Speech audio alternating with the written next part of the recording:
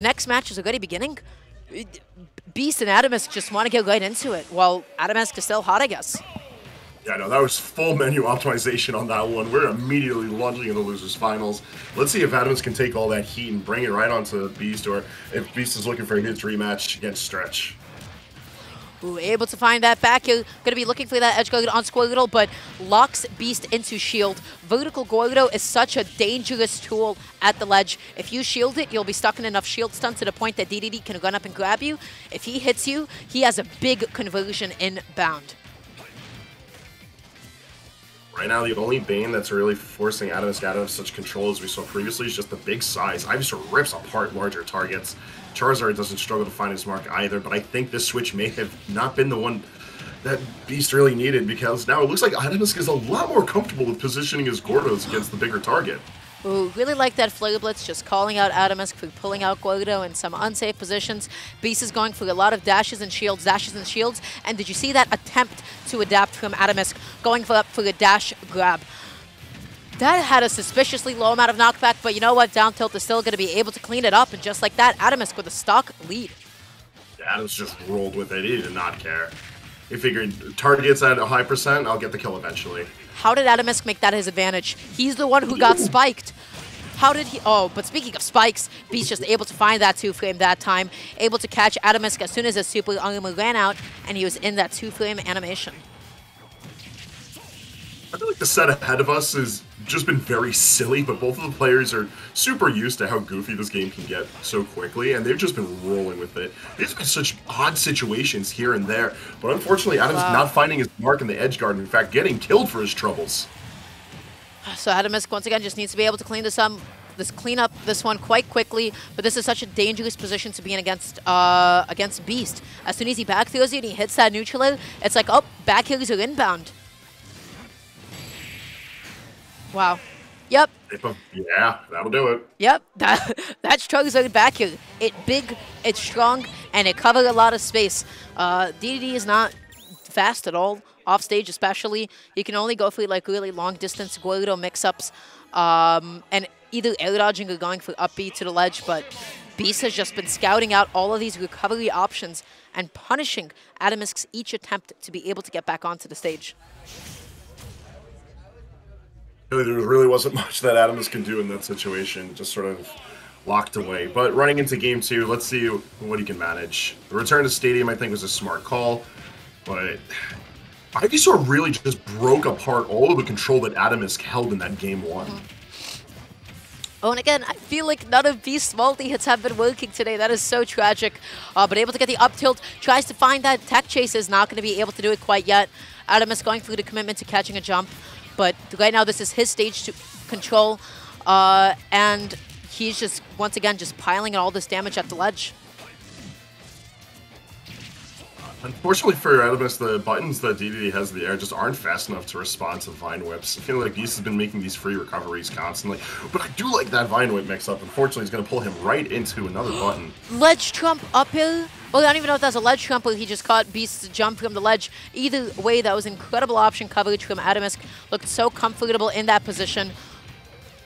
Bonk. Interesting. The Gordo, as a response to Fly, the intangible burst option that Charizard has? Yeah? Yeah. I guess. Oh, I don't believe that forward is intentional. That's usually the position where Atomsk finds that kill confirm. So that was exciting. Beast ended up flare blitzing right into the hurt box of Gordo. Knocks himself back. Doesn't matter if he got hit by it or not, because from that position, there is no way he can get back onto the stage. That was so well played from Atomsk. On the real, the Gordos are the real mastermind in this game.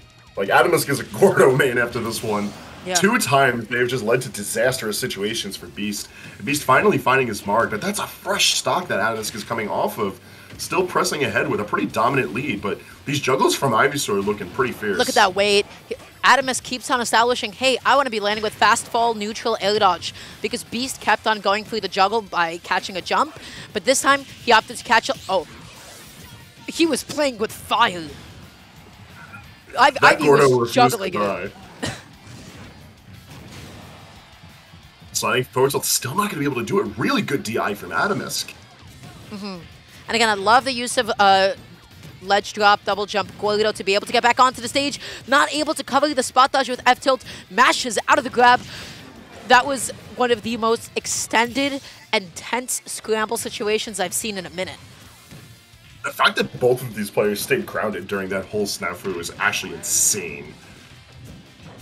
Dude, just playing as patiently as they could. Oh, that's going to be so huge, but Beast not able to catch that directional air dodge in. And Atomsk, out of the corner, has a shot to take this. Yes, she does. Look at that with the up tilt. Yes, sir.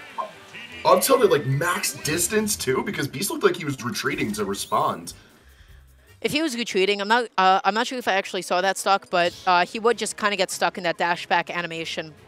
That was so... Yeah, no, Charizard stretches himself, so that's understandable, but still.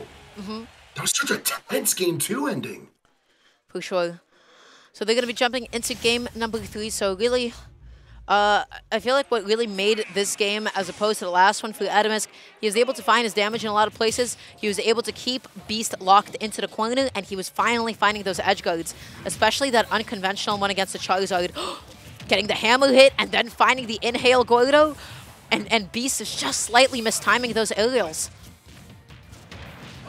Atomsk seems super comfortable with fighting out Squirtle. Oh my. So the fact that Beast isn't like opting to switch which Pokemon he starts with, I think has been really risky because that first stock just evaporated.